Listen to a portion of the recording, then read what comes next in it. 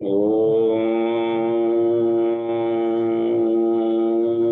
भूर्भुवः स्वः तत्सवितुर्वरेण्यं भर्गो देवस्य धीमहि धियो यो नः प्रचोदयात्। जी प्रणाम। आज की कक्षा का सब्जेक्ट फिर बदल रहा है। गुप्त नवरात्रि काल में जिस सब्जेक्ट की महत्ता है उन्हीं विषयों को लेकर के हम लोग थोड़ा ध्यान एकाग्र करेंगे। इसमें तंत्र साधना प्रधान रहता है। दो नवरात्रियां, गुप्त नवरात्रियां गुप्त साधनाओं के लिए। गुप्त का मतलब होता है कि जो अत्यंत रहस्यमयी है और बाहर से दिखता नहीं है, गुप्त खजाना। तो अंतर्मुखी साधनाओं में से उसमें सबसे अधिक जो सबसे गुप्त है वह है चित्त शक्ति, चेतना। तो पूज्य गुरुदेव लिखते हैं अपने वाङ्मय 15 में,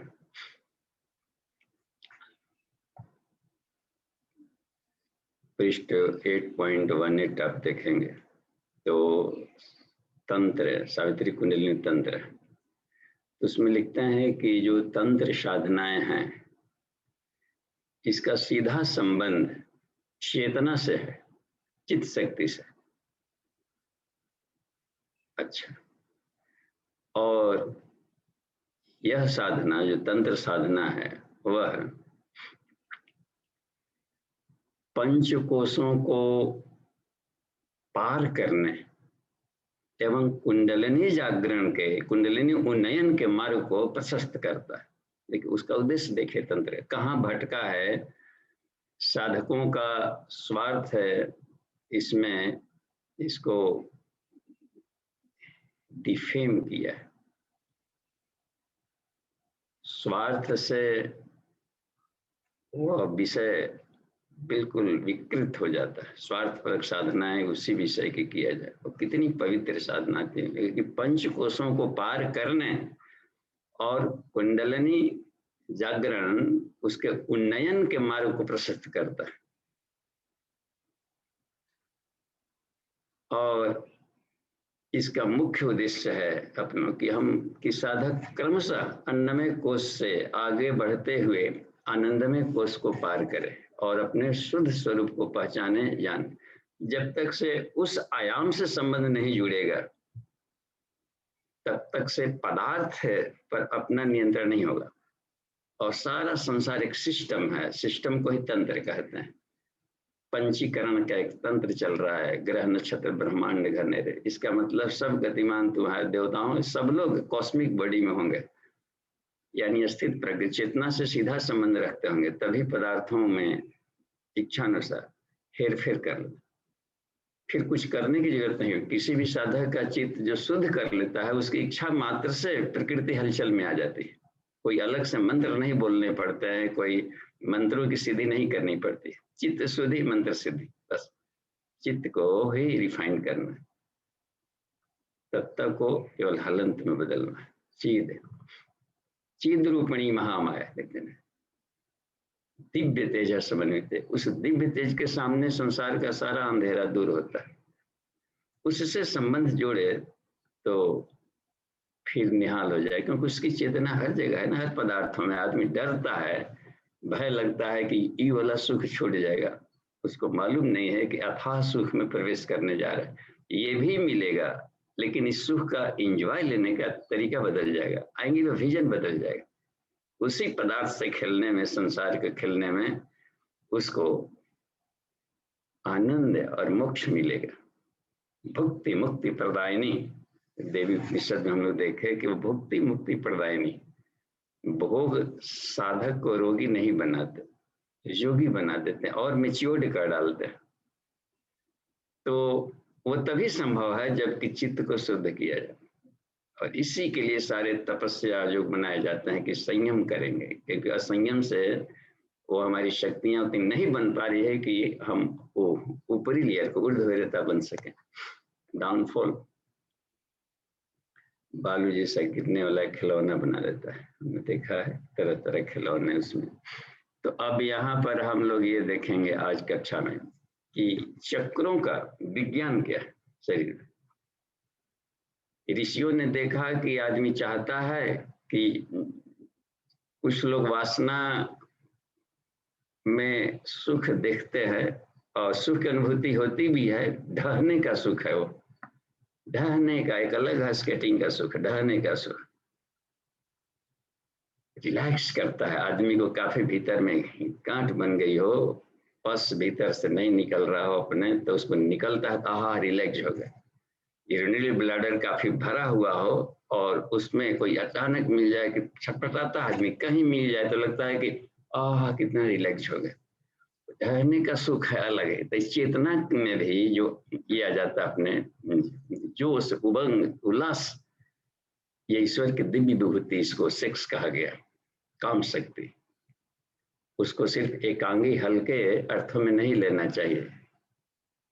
और इसको, इस जोश उमंग को यदि हम लगा दें अपने पर्सनालिटी डेवलपमेंट में, अपने चित्त को रिफाइन करने में, करियर बनाने में, डिविनिटी लाने में, तो फिर तो सारा दैवाधीनम जगत सर्वे, सारा संसार मुट्ठी में हो जाएगा।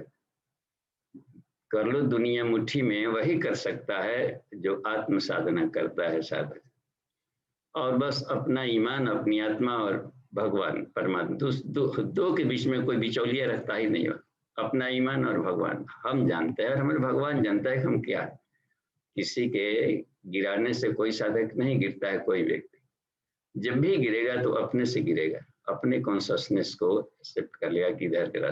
जब भी उठेगा तो अपने से उठे। उधरेत आत्मानम आत्मना, उधरेत आत्मना आत्मानम, गीता चुनौती देता है। कृष्ण कहते हैं कि हे अर्जुन, तुमको हम नहीं उठाएंगे, तुमको अपने आप ही अपनी आत्मा को परिष्कार करना है। हम तो सिर्फ क्लू बता देते, ये बताते हैं तुम्हारे ऊपर है, जो हम कर रहे हैं उसको करो या ना करो, बस सोच लो बस।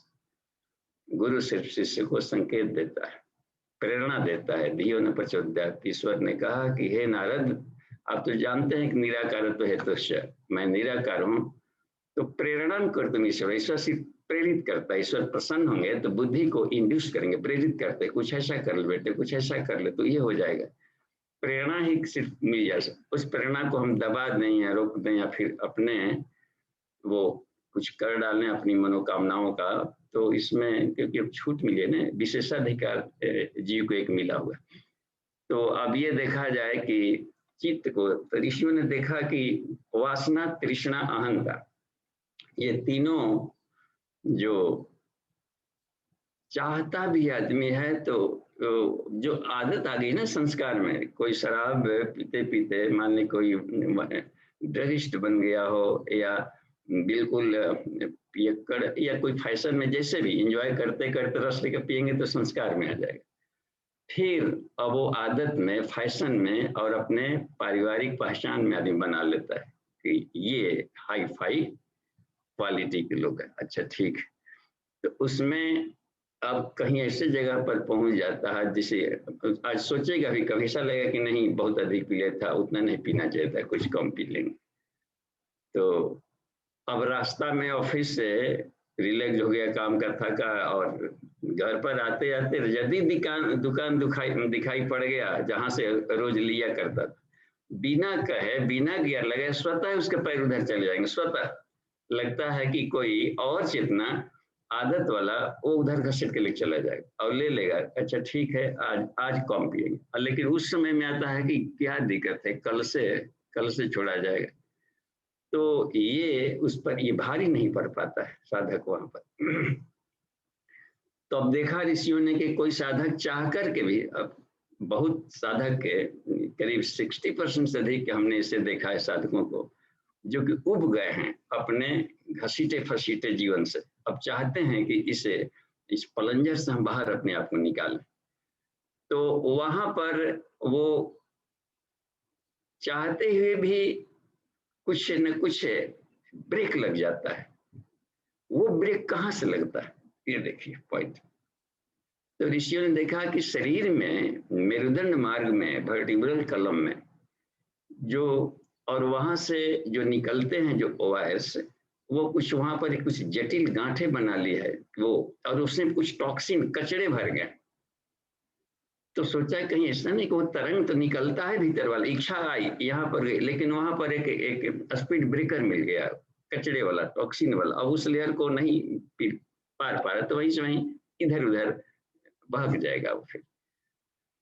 तो वो सोचा कि उस कचड़ों को यदि हम साफ करके देखते हैं कुछ साधकों पर, तो ऋषियों ने साधकों पर, अपने शिष्यों पर, ऐसे भी शिष्यों को, और वो लोग तो जाया करते थे फील्ड वर्क में, केवल एक ही गुफा में नहीं रहते थे, वहां पर तो फॉर्मूला केवल खोज रहे थे हिमालय के कंदराओं में रहकर। लेकिन सभी ऋषियों को हम देखा, वाल्मीकि का भी आश्रम देखेंगे कि देश में जहां तहां, अगस्त ऋषि का भी दक्षिण में भी मिल जाएगा, और प्रयाग में भी एक मासिक सत्र चलाया करते थे मासिक। तो वो घूम घूम करके वह जहां देखते थे यहाँ पिछड़ापन है, चाहे शैक्षणिक हो या सामाजिक पिछड़ापन हो, उत देवा अवहिता। वेद का आदेश है कि जो किसी भी तरीके से समाज में पिछड़ गए हो, चाहे शैक्षणिक हो या सामाजिक स्थिति रहा हो, तुम उसको ऊपर उठाओ। इसके लिए धरती पर तो आया, क्योंकि वो सभी सहचर हैं ईश्वर के, हम सब भाई बहन एक साथ में। उसको उत देवा अवहितम, और देवा उन्हें था पुनः, उसके संस्कार हैं और चेतन मन में, तो उठाओगे फिर घर में फिर गिर के वहीं पहुंचा रहेगा। तो थको मत, बार बार पुनः पुनः पुनः पुनः उसको उठाओ और अपने समकक्ष ले आओ उसको, बस। तब यह जा करके हम सब एक ही नाव में बैठे हुए थे। तो ये इसलिए सारे ऋषिगण मिलते। तो देखा कि शत्रुओं का, कुछ लोगों को साधकों पर वो चक्रों का क्लीनिंग करके दिखाया, बस चक्रों में फंसे हुए कचड़ों को निकाला। तो गजब गजब का चमत्कारिक पर्सनालिटी में अंतर आ गया। तो साधना से भी सिद्धि मिलती है। साधना से इसी कहते हैं कि अपने भीतर के जहां भी रुकावट है, डार्कनेस है, कहीं भी नस नाड़ियों और जो सिस्टम है, तंत्र माने सिस्टम, तो बॉडी का अन्नमय कोश का भी सिस्टम है, जो सारे हम लोग देखा करते हैं। थोड़ा सा ये देखिए, अब जैसे फिजिकल बॉडी को ही हम लोग ले लें, इसमें इतने सिस्टम हैं, 7 तो ऐसे ही शरीरों को लिखा है, सप्त शरीर केवल अन्नमय कोश में 7 शरीर है। इसको सूक्ष्मीकरण कहा जाता है कि और गहराई में एक एक पर मेडिटेशन हम लोग करें। तो उसमें 7 गो शरीरों को गिनाया है पूज्य गुरुदेव ने, कि उसमें उसी में सब मिलेगा। वांग में 15 में उसमें गिनाया है, जिसे स्किन बॉडी, चमड़े का खोल है, पूरे होल बॉडी में फैला हुआ है। इसमें भी कहीं पर कोई दाद खाज खुजली ने कुछ भी हो जाएगा। वायरस अटैक करता है बाहर के, साबुन से नहाए बढ़िया साफ न किए तो वहां पर जो फास्फेट्स वगैरह लगे रहता है, और वहां पर चमड़े को खराब करता है। फिर उसको मौका मिल जाता है वायरस को कल्चर करने का। तो रगड़ रगड़ करके स्किन को भी साफ किया जाए, ये किया जाए, रोमकूप को साफ करके रखा जाए। और उसको इसकी क्षमता बहुत अधिक है। यदि उच्च स्तरीय मेडिटेशन किया जाए तो इतने इसके इम्यूनिटी बढ़ जाती है कि कोई भी वायरस अटैक किया तो इसके चमड़ों के ऊपर जो भीतर जो रहा करता है, बेनिफिशियरी जो रहता है बैक्टीरिया, उसको खा जाते हैं सीधे। और जो हर साल क्षण डेड सेल्स निकलते रहता है, वह इसके भोजन बनते रहते हैं, देखिए, और बनाए रखेंगे होल लाइफ, चीर जवन देते रहते हैं। तो कहा कि हर एक एक बड़े स्किन बॉडी है, फिर मस्कुलर बॉडी है कि कहीं मांसपेशियों में खिंचान और फ्लेक्सिबिलिटी बनी रहे, क्योंकि अंतिम सांस तक हमें काम करनी है। इसके अलावा भीतर में और भी बोन बॉडी है। हड्डियां नहीं रहती तो हम लोग कहीं टोकरी में पड़े रहते। ईश्वर को कितना धन्यवाद दिया जाए कि हड्डियां का ढांचा दे दिया है कि हम लोग चल फिर टहल भी सकते हैं। नहीं तो भूख लगती तो कहा था कैंटीन में कोई ले चलो जी जूस पी, कौन ले जाए, अभी तो बाल्टी में पड़ा हुआ है, हड्डियां ही नहीं है, तो कहीं कहीं लिक्विड बनकर सब यहीं पड़े रहते खजड़े। हर जगह बहुत कमाल की चीजें हैं। उतना ऐसा मोड़ा जाए कि बस इतने कमाल का है। आंख नाक कान देख कितना सिस्टम कर दिया है एक ही जगह, ताकि अंतिम कौर तक खाएं तो दिख पड़े कि वहां पर कोई कीड़ा उड़ा नहीं सटा है, गंध भी आ जाए, नाक भी दे दिया, कहीं बासी तो नहीं है, सड़ा गला तो नहीं है। आंख अंतिम क्षण तक, आंख इधर दे देते तो हर बार आदमी भोजन लेता, इधर घुमा घुमा के लाता, तब खाता, तब तक से बीच में कोई कीड़ा सट जाता। तो इतना कमाल की शरीर का सिस्टम है। थोड़ा सा भी आया आंख को इतना साहुल सूता में दिया है कि थोड़ा सा भी पुतली इधर हो गई ऐसा तना कहलाने लगेगा, कहीं पर निगाह, कहीं निशाना, कहीं निगाहें करते रहे। तो ये इतना, अब कितना सारे सिस्टम्स कमाल के हैं। और इतना इसमें है, एक एक न्यूरॉन्स में बताया है कि 10 अरब न्यूरॉन्स है, और एक न्यूरॉन्स में 10 खरब मैसेज को इकट्ठा कर सकता है। जन्म जन्मांतरों के सैकड़ों जन्मों की कहानियां एक छोटे से न्यूरॉन से भरी पड़ी है। तो इस सारे सिस्टम का हम पूरा का तो लाभ लेने में कितने युग लगते हैं।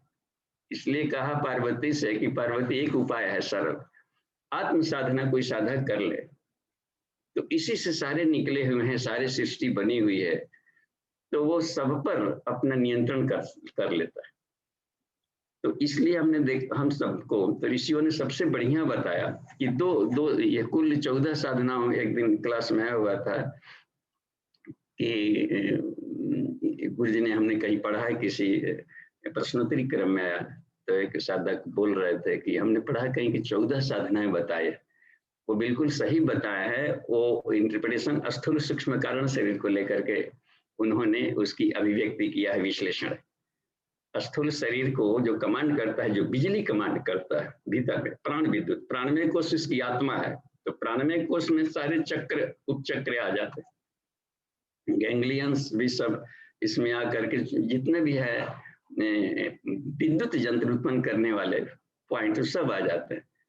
पूरा डीएनए पार्टिकल भी प्राण विद्युत है, पूरे होल सिस्टम के प्राणों के समुच्चय को प्राण में कोश कहेंगे, खजाना, पूरे होल एरिया जुडिक्शन का। तो कहा कि इसमें इसकी बिजली को ठीक रखेंगे तो वो ठीक हो जाएगा उसमें।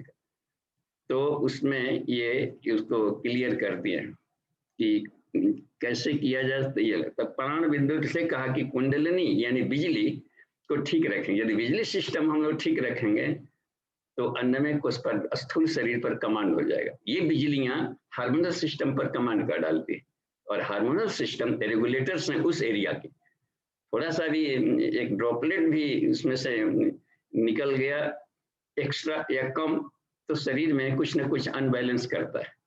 हमेशा बैलेंस रहे, और लिखा है पूज्य गुरुदेव ने कि 100 वर्ष तक ये कभी काम करने वाले सिस्टम बनाए गए, और सब एक दूसरे से रिलेटेड है। देखते ना, यहाँ पिट्यूटरी निकला तो नीचे वाले को तुरंत प्रभावित कर दिया 1 सेकंड के भीतर में पूरे सिस्टम को। तो ये रखा कि स्थूल शरीर के लिए कुंडलिनी जागरण बताया, यानी विद्युत क्षमताओं को हम इसमें ठीक से रखें, तार को भी बढ़िया रखा जाए, यानी शरीर को भी, लेकिन इलेक्ट्रिक सप्लाई भी प्रॉपर उसको मिलता रहे। तो स्थूल शरीर के लिए, जिसमें चाहे फिजिकल बॉडी हो, बोन बॉडी हो, नर्व बॉडी जो दिखाई पड़ रहा है, नर्व बॉडी भी दिखता है, इम्यून सिस्टम भी दिखता है लिम्फ नोड्स के रूप में, लिम्फेटिक सिस्टम्स के रूप में, और भी जो सर्कुलेटरी दिखता है, ट्यूबुलर बॉडी दिखता है, जो नलियां हर जगह हो, चाहे लिवेंट्री कैनाल हो या फेफड़े की नलियां। तो ये सारे जो दिखने वाले हैं विजिबल, इसको विद्युत सप्लाई प्रॉपर मिले और खुद अपने आप में भी हेल्दी रहे। तो 6 तो इसमें आ गया है खट चक्र का। और चेतना को उन्नयन के लिए जो था सूक्ष्म शरीर, जो दिखता नहीं है, बायोप्लाज्मिक नहीं दिख रहा है, बायो इलेक्ट्रिसिटी नहीं दिख रहा है, बायोमैग्नेटिक फील्ड नहीं दिख रहा है जो अग्रा कहते हैं, और जो होता है इमोशन नहीं दिख रहा है भीतर में, इनको रिफाइंड करने के लिए पंचकोशी साधना का। तो इसमें तो 6 और 5 11 हो गए, और जो भावनाओं का है, सात्विक, राजसिक, तामसिक, श्रद्धा त्रय जो किया है गीता में, तो कहा कि उस लेयरों की जो गांठें होती है उसको क्लीन करने के लिए ग्रंथि भेदन है, वो भावनात्मक होता है, तो कुल 14 उसमें रखेगा। तो अब समझ में आ गया हम लोगों को कि कितना जरूरी होता है। तो कुंडलिनी शब्द से हम घबराए में सीधे कहिए कि प्राण विद्युत को जगाना। कुंडलिनी का नाम लेंगे ना, लोगों के दिमाग में आफत आई, देखे कुंडलिनी जगाते फिरते चल रहा, अरे कुछ अधकपारी की तरह हम ना बोले समझें। इसमें इसको बहुत कंपलसरी है विद्युत से। फिर प्राणायाम क्यों कर रहे थे, ये क्या कर रहे थे, आप खुद तो कुंडली जगा रहे थे। तो बिजली शक्ति को बढ़ाने की प्रक्रिया है। तो शब्दावलियां आउटडेटेड हो जाती हैं, या जब दिमाग में कुछ ये अटपटा पैदा कर, तो शब्दावलियों को ही बदल दें, और उसमें वैज्ञानिक शब्दावलियों को हम लोग प्रयोग कर सकते हैं। तो अब हम लोग इसमें देखेंगे आज के कि चक्रों का क्या इसमें आध्यात्मिकता क्या है और वैज्ञानिकता क्या है इसका लेकर। तो कुछ हम आज भी दिखाने की कोशिश करते हैं इसमें। तो ऋषियों ने देखा कि जो गांठे हैं ना चक्रों में, वासना नीचे वाले पॉइंट में, तृष्णा हा जो है, यहाँ भी देखा कि जो प्लेक्सस होता है, यहाँ भी कुछ कचड़े हैं, या दिमाग में जो ज्ञानात्मक अज्ञानता है कच, वहाँ भी देखा कि जो रेटिकुलेटिव सिस्टम है उसमें भी कुछ न कुछ कचड़े आ गए। तो हम लोग देखेंगे, और स्क्रीन शेयर के लिए हम आज कोशिश कर रहे हैं कि स्क्रीन शेयर में देखते हैं। अच्छा यहाँ पर आ गया। तो अब देखिए हम यहाँ एक डाउनलोड्स स्क्रीन शेयर को पहले हम यहाँ से इसको दिखा डालते हैं।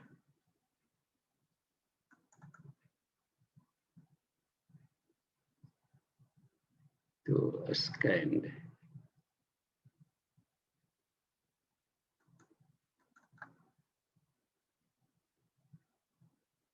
ये तस्वीर पहुंचा नितिन जी आपके स्क्रीन पर? जी अभी नहीं पहुंचा वो जी, पहले आप इसको ओपन कीजिए उसके बाद शेयर हो। अच्छा ओपन कर लिए तो ठीक है, ओपन कर लिए इसको। तो अब जूम पर हम जाते हैं, मीटिंग। तस्वीर को हमने जी इस तस्वीर को हमने लिया है जो आपके लिए सब सुलभ हो कहाँ मिलेगा, तो ये गायत्री महाविज्ञान से लिया है जो अपने पास उपलब्ध थे कुछ गुरुदेव के साहित्यों में। तो उसको हमने पहले ढूंढा कि उसमें किस ढंग से पहले समझाने का प्रयास किया गया। तो ये बिल्कुल एक सिंपलेस्ट है, ये महाविज्ञान गायत्री महाविज्ञान प्रथम भाग में ही है। उसमें गायत्री का ज्ञान पक्ष विज्ञान पक्ष बताया गया है कि किससे क्या फायदा होता है, और महात्मा पक्ष दर्शन पक्ष फिलोसफियां सब दे दिया गया है भाग 2 में, और इसको कैसे प्रैक्टिकल करें वो सब भाग 3 में। तो इसमें आज थ्योरी है हम लोग को जानना है, और कल इसका हम लोग प्रैक्टिकल प्रयास करेंगे कि प्रैक्टिकल में कैसे इसको साधें। तो ये देखिए ये यहाँ पर ये खट चक्रों का मेरुदंड मार्ग में ये इसमें बताया गया है कि ये सारे पॉइंट्स है जो कि विद्युत जनरेट करते हैं। अब इसको जैसे बाहर से आदमी हर क्षण सांस लेगा ही लेगा, देखिए कैसे यह विद्युत बन जाता है, सांस लेंगे ही लेंगे तो उसमें प्राण विद्युत भी जाता है, केवल ऑक्सीजन भर नहीं जाता। ऑक्सीजन गया तो फेफड़े में जाकर रुक जाएगा, लेकिन उसमें बायो इलेक्ट्रिक पार्टिकल्स भी कुछ प्लांट्स कुछ पौधे निकालते रहते हैं सूर्य की किरणों से, कुछ चमकीले पार्टिकल्स जो कि हाई क्वालिटी के होते हैं, उसमें दिव्य प्राण वाले होते हैं, वो भी जीव जंतुओं के रक्षण करने के लिए प्राण की वर्षा करता है। सूर्य प्राण प्रजानाम उदयते सूर्य, सूर्य उगई होता है प्राणियों के लिए प्राण धारक बन करके, और प्राण की वर्षा करते रहता है। इसलिए कहोगा कि गौ कहा गया कि अब दूध गिराते रहते हैं। तो वो प्राणों की जो वर्षा होती है तो उसमें से जो बायो इलेक्ट्रिक पार्टिकल है तो यह भीतर में जाता है नाक के माध्यम से, तो मेडुला ऑब्लोंगेटा उसको फिल्टर कर लेता है, फिल्टर करके और वो बिजली को शक्ति को इधर भेज देता है सब, और वो कुछ पूरा नहीं चूस पाया तो कुछ ऑक्सीजन को हवा के माध्यम से फेफड़े में गया, तो वहां भी रक्त के माध्यम से उधर जा करके पूरे होल बॉडी में दौड़ते रहता है, क्योंकि उसमें भी इसके नर्व एंडिंग्स गए रहते हैं। तो ये बिजली का ये क्रम चलता है रीढ़ के हड्डियों से भी, वो भीतर और सीधे जो चेतना वाला है यहीं पर रुक जाता है, वो फिर फिल्टर करेगा। जैसे कुछ ट्रक को हम देखते होंगे कि दो स्थानों के लिए सामान ले जा रहा है, तो 2 वैरायटी का सामान है, कुछ उसमें नहीं कुरियर्स वाले होते हैं, बड़े बड़े ट्रकों में भेज दिया तो आधा उतर गया, इसमें चेतना भी ला रहा था और ऊर्जा भी ला रहा था। तो चेतना पक्ष को यहाँ पर इस मुख्यालय में छोड़ दिया और ऊर्जा को सीधे ले जाता है मूलाधार में, उसका हेड ऑफिस यहाँ। अब यहाँ पर वो अनलोड कर दिया, इसके बाद यहाँ से सारे चक्रों को ये सप्लाई करता है हेड ऑफिस को जो रीढ़ की हड्डी में होते हैं मुख्यालय, और ये सप्लाई करते हैं फिर सारे फील्ड में जो उनके बनाए हुए हैं उपकेंद्र वगैरह, सारे गैंग्लियंस वगैरह और जो पार्ट्स ऊर्जा शरीर में लगे हुए हैं उनको सप्लाई करता है। तो एक चेन सिस्टम, एक सिस्टम, एक तंत्र है, यानी एक सिस्टम है भीतर में। इस सिस्टम को यहाँ पर बताने की कोशिश किया गया। तो ये बता है कि रीढ़ की हड्डियों में, और ये जो किनारे ये निकला है तो इसको हम समझ सकते हैं सिंपैथेटिक नर्वस सिस्टम और पैरासिम्पैथिक नर्वस सिस्टम। ये बिल्कुल सरल लगा, जो वैज्ञानिक छात्रों के लिए भी सरल आ जाए, लेकिन ये जो बीच बीच में जानवर जैसा बना दिया है ये अलंकारिक दिया गया है कि यहाँ पर प्राणों की गति क्या हो सकती है, किस क्या फंक्शन रहता है। यह कक्षप का जैसे बनाया गया रहता है कूर्म का, और कूर्म यहाँ पर अपान और कूर्म शब्द है भी प्राणों की नाड़ी का। कछुआ को हम लोग देखते हैं कि पैरों को सिकोड़ता है और वो फैलाता है, सिकुड़ता है। तो पेरिनियल मसल्स हम लोग का है ना, कभी आकुंचन पर कुंचन करते रहती है एनर्जी को वो निकालने के लिए, हो थोड़ा सा भी हो। तो इस टाइप के प्राणों की गति मूवमेंट्स को बताने के लिए अलंकार के रूप में कक्षप कर दिया। यहाँ पर देखिए मत्स्य की तरह है जल, इधर उधर कहीं तैरना उल्टी दिशा में, तो ये सब तरलता का ये प्रतीक दे दिया जाता है। मकर, मकर उसमें मगर दे दिया गया है, कुछ का जलीय जंतु का एक दे दिया गया है। जल अग्नि को सिर्फ ये दिया है कि यहाँ पर अग्नि तत्व है, इसका मतलब है कि जठराग्नि कैसे उत्पन्न कर दिया। और अग्नि कम हो जाएगा यहाँ पर तो उत्पन्न किया जनरेटर, और वो अधिक हुआ अग्नि तो अपने के लिए एक स्टोरेज रखा है, अग्नाश है जिसको पेंक्रियाज कहते हैं, तो वहां पर स्टोरेज करके रखे रहता है। और जहां उसमें अग्नि कमजोर पड़ा यहाँ वाला या यहाँ वाला, तो फिर डायबिटीज वगैरह और सब, और वहां के फिर रोग शुरू हो जाते हैं, पाचक जूस कम निकलेगा और वो सारे अपना। तो लग रहा है ना कि ये सब विद्युत यंत्र कहीं न कहीं सिस्टम से वो जुड़े रहते हैं। और ये जल वाला है, तो देखिए यूरिनरी ब्लैडर है यहाँ पर से, तो जल वाला ऊपर जाकर किडनी वन एरिया से जल फिल्टर करके ले आना है सब, इसको सारा इन लोग का पूरा एक फील्ड ड्यूटी है, काफी इन लोग का लग रहा है। इस तरीके से इनका भी है। ये हवा है, वायु, तो वायु देखते हैं किस छलांग लगाता है, हार्ट बीट करता है, पम पम छलांग, जैसे कि हिरण छलांग लगा के कूदता है, ऐसे हर बार उसको एक पंप पंप करते रहता है। तो ग्रहण्य शवायव उसमें है ना, पुरुष में भी। तो ये सिंबल होता है कि इसे तेज दौड़ने वाला कोई जंतु नहीं होता, और छलांग लगा करके, तो ये बताता है कि ये परिश्रम, श्रम और इस तरीके का भी सिद्धि को दिया है। देखते हैं इसमें भी आता है, उसके ये भुजाओं में भी सब नाड़ियां आती है।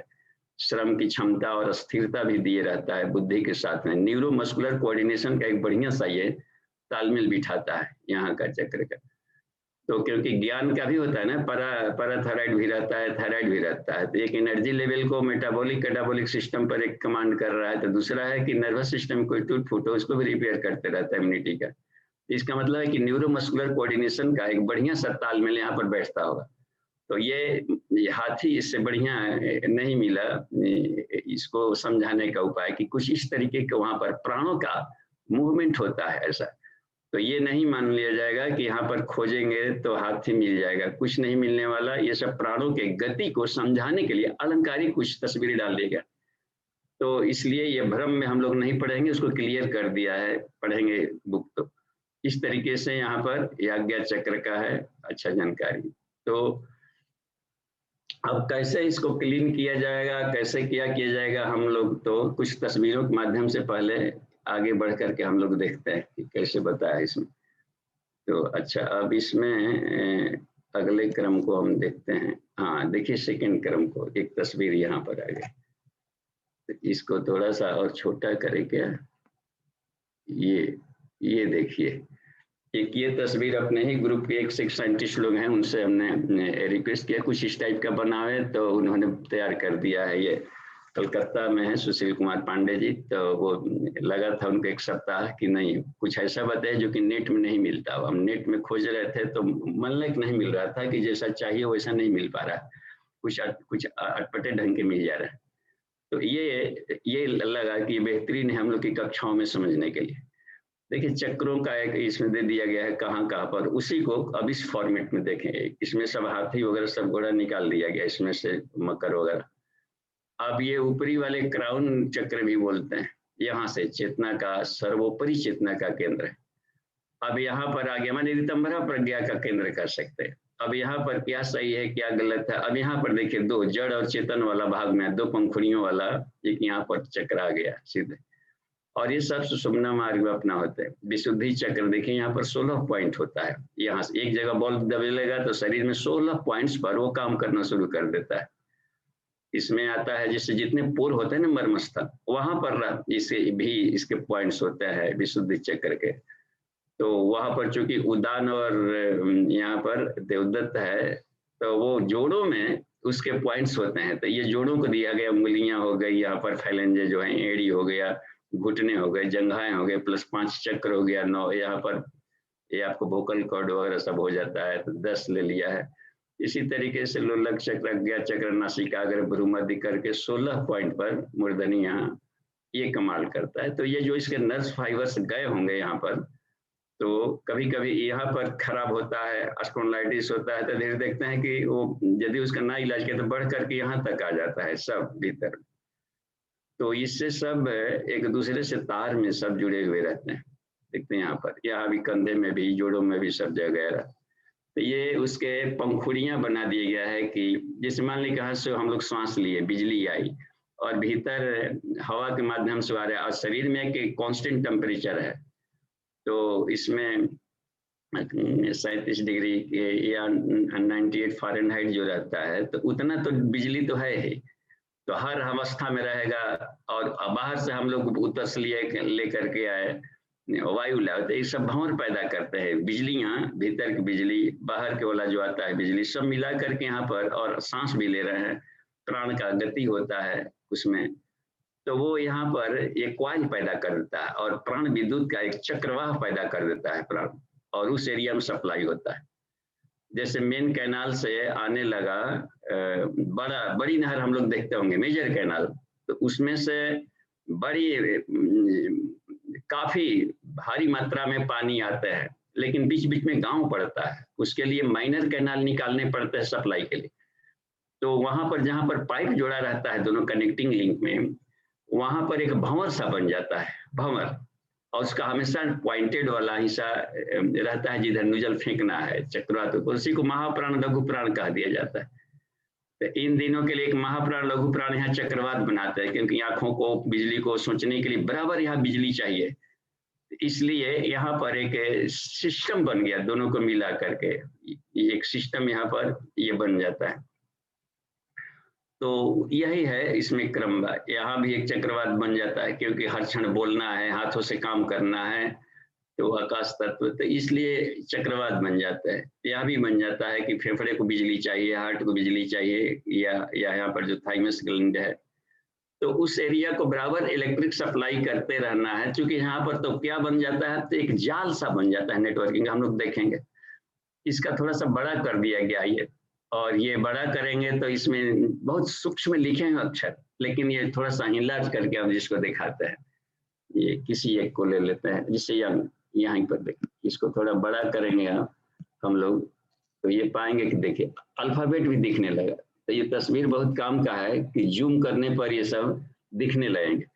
तो इतना स्पष्ट कहीं नेट में नहीं मिल पा रहा था, तो इसके अपने ग्रुप के साइंटिस्ट लोग सब तैयार किए हैं, तो उन लोगों को धन्यवाद। और आगे भी जो जरूरत पड़ते रहेगा पीपीटी के लिए सरल बनाने के लिए, वो अपने ढंग के रिसर्च से बनाते रहेंगे। तो ये हो गया इसमें से, ये ठीक है।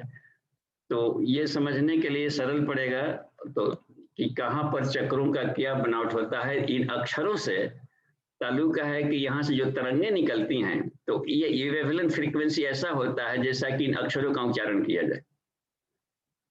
तो वो उसको यदि डिस्क रिकॉर्डर से सुना गया, या अंतर बिल्कुल सूक्ष्म ध्वनियों में, ऋषि लोग वहां तक पहुंचे ना, चेतना के अंतिम अंतराल तक भी आर पार किया है। तो इन ध्वनियों को भी इन्होंने देवनागरी भाषा से मिलती हुई ध्वनियों को इन्होंने देखा कि ये तो इस टाइप के ध्वनि की तरंगे मिल रहे, तो उसको इन अक्षरों के साथ में ये लिया, इन्हीं ध्वनियों से, इन्हीं तरंगों से ये इसके पंखुड़ियां खुल रही है, और ऐसा ऐसा रेडिएशन निकाल रहा है ये सब। तो ये ठीक है। मणिपुर में अब इसे पंखुड़ियां दी है, मूलाधार में 4 पंखुड़ी, इसमें 6 पंखुड़ी, यहाँ पर 10 पंखुड़ी, यानी, और ये पंखुड़ी यानी कि मैग्नेटिक फील्ड, और अनाहत चक्र में 12, यहाँ पर 16 हो जाता है, यहाँ पर 2 पंखुड़ी दे दिया है, और यहाँ पर इनफाइनाइट दे दिया है, अनंत का। तो ये क्रम रहा, और आगे हम लोग देखते हैं। ये सब चक्रों का उसमें दिया है, बुक्स है गुरु जी के महाविज्ञान का, इसको अलग से अमन जी ने तैयार किया है, बढ़िया। ये नेट से मिला था, तो इससे भी बढ़िया हम लोग देखेंगे। तो जब नहीं था तो अपने से हम इसको कोशिश कर रहे थे कि तैयार करें। तो ये हो गया। और ये कहीं देखिए, कहीं मान लीजिए कि ये तस्वीर ना, पीपीटी नहीं मिल रहा हो दिखाने का, तो बोर्ड पर अपने आप ही इसको बना करके हम लोग एक ही डायग्राम में समझ सकते हैं। और इसको तो खुद साधक यदि अनुभव किया हुआ रहेगा तो कहीं भी आकृतियां बना करके फटाफट 1 मिनट में सब समझाया जा सकता है, क्योंकि हर जगह पीपीटी की सुविधाएं नहीं रहेगी। देहात में कहीं भी किन्हीं को, और स्कूल कॉलेज हर जगह है, देहातों में भी है, तुम बच्चों को कैसे समझाया जाए कि अब तुम एक चलते फिरते मैग्नेट, अपने आप को हाई मैग्नेटिज्म बनाने के लिए शरीर के सिस्टम के स्पिरिचुअल एनाटॉमी को भी हम लोग समझें। भारत ऋषियों का देश है, तो यहाँ का हर बच्चा ऋषि होना चाहिए। और वो सब होते थे, छोटे छोटे बच्चे सुखदेव जैसे परीक्षित को ज्ञान देने निकल पड़ते थे। तो इस साइंस को इसमें भी समझाया गया। ये बनाया गया है कि 5 कोषों में से सबसे लास्ट वाला आनंदमय है, और आनंदमय कोष में आता है ये कला साधना। यहाँ से कलात्मक जितने भी निकले हुए रेडिएशन को, तो ये निकलता है कलर, कलाएं, इसको भी कहा जाता है। जो आपतिक यहाँ से व्याप्ति नहीं, वो आपतिक किरणें कहलाती है, जो जा करके आपतित होकर के टकरा के आती है। और यह आउरा जो बना लेता है पर वो व्याप्ति कहलाता है। ये व्याप्ति किरणें, आपतिक किरणें, इन्हीं को कला कहते हैं। तो ये कैसे होता है, या नाद जो की साधना में इसको देखनी पड़ती है कि ये फोनेटिक साउंड कैसे सृष्टि को हलचल मचा देते हैं। ओम गंग गणपते नमः, तो गणपते नमः बोले तो फिर गंग क्यों बोल दिए? तो मातृका है, उसका बीजमठ है, इंजन है, हेड है। तो गणपते नमः तो कह दिया गया बाकी को श्रद्धा बढ़ाने के लिए, लेकिन गंग उसमें का मुख्य होता है, विघ्न नाशक। तो विघ्न नाशक सब होता है, लेकिन उससे जो प्रोमिनेंट होता है उसके लिए तो वो रख दिया, केवल गंग गंग गंग गंग ऐसे भी बोले आकाश में, तो जाकर सारे विघ्नों को दूर करना शुरू कर देता है। ये बड़ा चमत्कारिक इन ध्वनियों का ये है, तिलस्मिक प्रभाव होता है। तो अ से आ तक यहाँ पर 16 हो जाते हैं, नीचे में कंग से लेकर के ठन तक 12 यहाँ हो गए, और भी नीचे आ गया। तो ये हम लोग नाद योग में इसको हम लोग क्लासेज में समझ चुके हैं कि ये 49 से मिल जा रहा है, तो 49 मरुदगण कैसे कहलाते हैं ये लोग। तो आगे बढ़ते हैं, थोड़ा गहराई में भी नहीं जाएंगे, वो आगे की कक्षाओं में हम लोग उसको देखेंगे। तो ये हो गया खत्म। अच्छा, ये दिया गया है कि इन अक्षरों में, अक्षर मालिकोपनिषद से इसको हमने लिया है ताकि आपको सुविधा हो जाए समझने में पूरे कक्षा में कि कौन से अक्षर का क्या प्रभाव पड़ता है। तो इससे पता चल जाएगा कि यदि गहराई में जाना है कि चक्रों पर हमें ध्यान करनी है, उसका लाभ लेना है, तो इस जिस तरह की शक्तियों को चाहिए उस चक्र से वैसा निकाल करके किसी साधक में प्राणिक हीलिंग किया जा सकता है। यहाँ पर हो या पृथ्वी के किसी कोने पर हो, डिस्टेंस प्राणिक हीलिंग भी होता है। तो ऋषि लोग इसी तरीके से हर जगह, कहीं सब लोग नहीं दौड़ते, तो एक ही जगह से एक खास तरीके से उसको ट्यूनिंग करके रेडिएशन फेंक लेते थे। तो ये भी शब्दों का है या मंत्रों का कैसे प्रभाव पड़ता है आकाश में, और कैसे दैवाधीनम जगत सब है, लेकिन देवता किसके अधीन होते हैं? मंत्राधीनम च देवता। तो वे सब भी तरंगे हैं, तो उन तरंगों को इन तरंगों से प्रभावित किया जा सकता है साउंड एनर्जी से। तो इसमें ये बात आ गई, और ये आगे देख लेते हैं। अच्छा, इसमें भी हमने एक लिया, ये काम का आ जाएगा आपको। देखिए, ये प्लेक्सस लिया है, वैज्ञानिक ढंग से आप देखें कि चक्रों में ऑपरेशन करने से क्या मिलेगा। तो पंखुड़ियां नहीं मिलेंगी, न कमल मिलेंगे वहां पर। ये ब्रेन वाले एरिया में इसको थोड़ा सा देखिए, उसको तो नहीं विजुअल है। देखिए यहाँ पर ये थोड़ा सा बड़ा कर लिया गया। यहाँ पर ये सब नेटवर्क एक जाल बनाते हैं, भीतर रीढ़ की हड्डी में बिजली तो गई, तो ये बाहर में गैंग्लियोनिक सीरीज है, तो यहाँ पर काफी नाड़ियों का, नर्वस सिस्टम का एक प्लेक्सस जाल हो जाता है, जिसको प्लेक्सस कहते हैं। तो ये विद्युत का एक फील्ड बना दिया, मैग्नेटिक। ये मैग्नेटिक फील्ड यहाँ पर है, लेकिन यहाँ पर जो सुषुम्ना प्रवाह में आ गया था प्लस माइनस, तो इसको भी हम ईड़ा पिंगला की सफाई किए, इसको बोल देते हैं ईड़ा, और इधर को पिंगला कह देते हैं आध्यात्मिक भाषा में।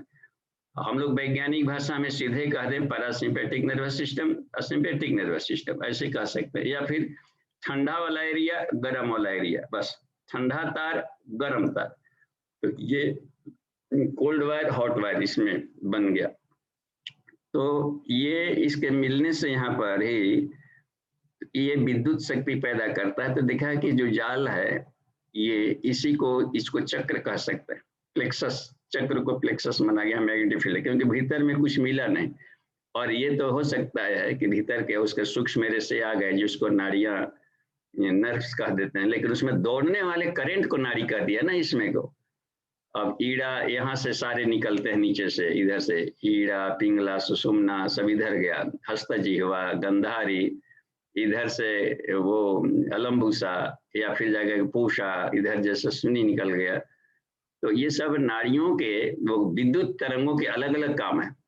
जैसे कि बिजली सप्लाई वाला भी जा रहा है, इलेक्ट्रिक सप्लाई भी जा रहा है, अपने अपने ढंग सब काम कर रहे हैं। तो और देखिए, और एक यहाँ भी जाल बना लेता है अनाहत चक्र के पास में, हमने देखा उसका अलग से एनाटॉमी निकाल करके कि वो पेसमेकर के आसपास में काफी, और पूरे हार्ट के चारों तरफ एक काफी नर्वस सिस्टम का एक जाल था। इसका मतलब है कि ये पूरा का पूरा एरिया को, साथ ही सारे फेफड़े के अल्वियोलाई में भी ले जाना था, तो ये काफी यहाँ पर एक बनाता है नेटवर्क जाल। तो प्राणायाम जब किया जाता है लेट करके, और सूर्य चक्र यहाँ जगाना होता है, तो लेट करके भी वो किए जाते हैं। यूनिवर्स से प्राण को खींचा, चारों तरफ से आ रहा है, और यहाँ से यहाँ घनीभूत हुआ, फिर यहाँ से होल बॉडी में जाकर उसको चार्ज किया है। तो यहाँ पर कुछ सफेद जैसा साधक का होने लगता है। आप देखेंगे कि गहरे प्राणाकर्षण करते रहेंगे यहाँ पर ध्यान, तो यहाँ का एरिया जो स्टर्नम का पॉइंट है, तो वो ठीक यहाँ पर छठवां वाला पड़ता है। इधर से 12 आता है ना इसमें, तो छठवें वाले पॉइंट पर एरिब के पास में ये आ जाता है। इधर कुछ तो जुटे नहीं है, 2 और 4 और भी मिलते हैं। तो स्टर्नम वाले पास के वो उसका सेंटर पड़ता है। तो ये सभी पॉइंट है, एक तो मस्तिष्क हो गया, दूसरा है सर्वाइकल रीजन में हो गया यहाँ, और थोरेसिक रीजन में एक पॉइंट बन जाता है प्लेक्सस। और एक देखिए यहाँ प्लेक्सस कितना शानदार है, ये सोलर प्लेक्सस इसको कहते हैं। ये हमको बहुत अच्छा फोटो मिला ह्यूमन एटलस से। तो ये किडनी वाला देख रहे हैं, यहाँ पर कुछ घनीभूत है, जाल जैसा है, इसी को सोलर प्लेक्सस ये कह दिया है। देखिए लिखा हुआ भी सोलर प्लेक्सस नीचे, यहाँ सोलर प्लेक्सस सूर्य चक्र, तो नाभि का सूर्य है। और देखिए गर्भावस्था में जो बच्चे ढोढ़ी से, नेवल से वहां से आया कॉर्ड यहाँ सीधे गया लीवर में फिर जाता है, लेकिन पूरे होल बॉडी में आता है, भोजन ही से लेता था, लेकिन उसके जो तार हैं हर जगह से जुड़े रहते हैं। ये तो रीढ़ की हड्डी में यहाँ पर देखिए कितना घनीभूत हो गया है, जाल जैसा। तो बाद में भी यदि जीवन में इसको यहाँ की साधना किया जाए, महाबंध से उड़ियान बंद से सबसे अधिक असर करता है। या महामुद्रा को हमने प्रैक्टिकल खोजा कि इसको एक्टिवेट कैसे करें। एक्टिवेशन में मिला कि इसको यदि हल्के से, बिल्कुल सॉफ्ट होते हैं ना, तो हल्के हल्के झटका उसमें नहीं देनी चाहिए। एक्टिवेशन होता है बिल्कुल स्मूथली होता है, तो उसको रोटेट करने पर नौली के द्वारा ये अधिक जल्दी हो जाता है, कोई नौली क्रिया कर रहा हो तो। और साथ ही साथ में यदि महामुद्रा कर रहे हैं तो उसमें उड्डयन भी शामिल रहता है, और महावेद भी क्रिया कर रहे हैं तो इसमें जल्दी प्रभावित होता है, तो वो स्टिमुलेटेड हो जाता है। तो सूर्य से सीधा भोजन लेना शुरू कर देगा ये सूर्य चक्र, सूर्य से डायरेक्ट भोजन लेना शुरू कर देता है। 70% सूर्य से ले लेगा, और 30% ये आपके भोजन बहुत कम हो जाता है। तो साधकों को ऐसा देखा जाता है जो प्राणायाम वगैरह कर रहे हैं, तो उनके भोजन कम होते जाते हैं। इसका मतलब, लेकिन उसकी स्टेमिना नहीं कम होती है। तो मतलब कि भोजन, थोड़ा सा ही भोजन से उसके अणु परमाणु तोड़ करके काफी ऊर्जा निकाल लिया। अच्छा, अब देखिए कि यहाँ भी बना साइक्लिकल रीजन में, यहाँ भी एक काफी जटिलताएं बन रही है, जटिल। तो ये स्वादिष्ठान चक्र के इसको कहला जाते हैं। और नीचे की काडाई कोइना भी यहाँ पर मूलाधार बनते हैं, सारी इकट्ठा करके बना ली। तो कुछ इस तरीके के प्लेक्सस दिखाई पड़ते हैं। तो अब हम लोग ये देखते हैं आगे, इसको बढ़ा करके। अच्छा देखिए, ऊपर नहीं दिया था ना उसमें ब्रेन, तो इसको हमने सोचा कि थोड़ा सा इसको फिगर एक और निकालते हैं। ये नेट से निकाले, मन लाइक मिला थोड़ा, इसलिए नहीं, बहुत सिंपल था। बाकी ब्रेन के फोटो में देखते थे कितना उसका जानकारी दे दिया था कि दिमाग महज होने लगेगा साधारण छात्र के लिए। तो कहाँ हम ध्यान करें त्रिकुटी का? तो गुरुजी बताए हैं उसमें कि जब भी चक्रों के जागरण करने की स्थिति आएगी, और आज्ञा चक्र का यहाँ पर, तो कहा है कि त्रिकुटी में दोनों कान के सीध में एक रेखा खींचे। ये दोनों कान के सीध में खींचा, और एक भ्रूमध्य से उस मिडिल पॉइंट को काटने वाली रेखा खींची। हल्की सी तिरछे होगी, लेकिन वो काटने जहाँ क्रॉस बनता है वो त्रिकुटी का स्थान है। तो वहीं पर ईश्वर जी प्रकृति का मिलन कहें तो दृश्य दृष्टा और दर्शन एक बिंदु पर होता है। तो वो बहुत ही कम, तो ये पढ़ रहा हमने देखा। तो ये देखिए, ये ब्रेन स्टेम है, और ये सामने जो लटका हुआ है ना, यहाँ पर सीधे लिखा है पिट्यूटरी है।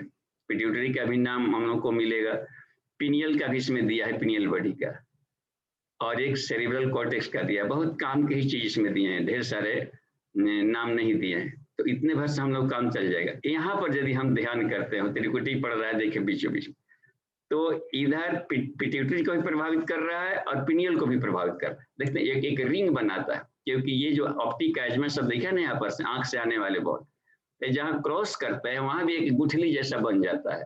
उसको भी आज्ञा चक्र कहीं लिया गया है कि मस्तिष्क के सामने दिखाते हैं, तो इसको एक्टिवेट केवल करना हो तो सीधे यहीं पर ध्यान किया जाता है और ये बहुत ही चमत्कारिक लाभ दे देता है इसको इसके लिए। और जहाँ पर दूरदर्शी भी विकसिलता की जरूरत पड़ती है, एकदम अति मानसिक स्तर, तो यहाँ पर उसके पास है, पिनियल ग्लैंड के पास है। तो ये तार दोनों तरफ से मुड़ करके इस बैकवर्ड एरिया में जाते हैं, ऑक्सीपिटल लोब की तरफ में जाते हैं। तो इस स्ट्रक्चर पर यहाँ पर यदि हम ध्यान करते हैं तो सब जगह जाएगा। तो सहस्रार चक्र का भी पॉइंट यहीं से शुरू होता है और फवारा की तरह कहीं देखिएगा रेक्टिकुलर एक्टिवेटिंग सिस्टम, तो यहीं से बनाया गया है डायग्राम्स। लेकिन जब सहस्रार को ध्यान करना है तो यहाँ पर प्रकाश का ध्यान करेंगे सेरिब्रल कॉर्टेक्स में, यदि केवल अकेले चक्र का करना है ध्यान तो। और पूरे रेटिकुलर एक्टिवेटिंग सिस्टम का करेंगे तो यहाँ से ही केवल ध्यान करेंगे आत्मा का, तो हर जगह प्रकाश जा रहा है, बस वो हर जगह लाभ ले लेंगे। तो अलग अलग चक्रों के में अलग अलग पॉइंट पर भी एक्टिवेट कर सकते हैं। तो ये हम लोग का आ गया ध्यान करने की पोजिशन।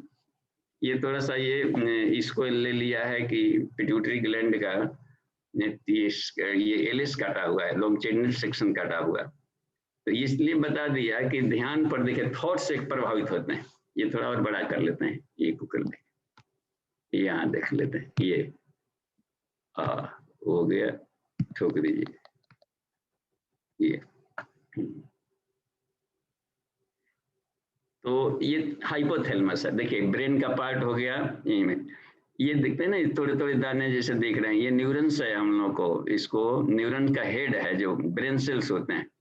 और उसका देखिए टेल्स कहाँ गया है, टेल गया हुआ है पिट्यूटरी ग्लैंड में। ये सब पोस्टेरियर पिट्यूटरी लिखते हैं, इंटीरियर पिट्यूटरी लिखते हैं। तो इसका मतलब होता है कि यूं ही नहीं है, वैज्ञानिकों का कहना है कि यूं ही नहीं है कि उसका हेड वहां रहे टेल यहाँ रहे। इसका मतलब है कि ये पिट्यूटरी भी अपने ढंग का रस नहीं निकालेगा, वो थॉट के बाद है। निगेटिव थॉट होगा तो टॉक्सिन्स निकालना शुरू कर देगा। और पूरे चूंकि यह सभी हार्मोन्सों को स्टिमुलेटिंग हार्मोन्स निकालता है, तो ये रोएगा तो कहेगा कि हम रो रहे हैं, तो तू सारे स्टाफ तो लोग ही रो, चाहे नीचे का किडनी सब रोना शुरू करेगा।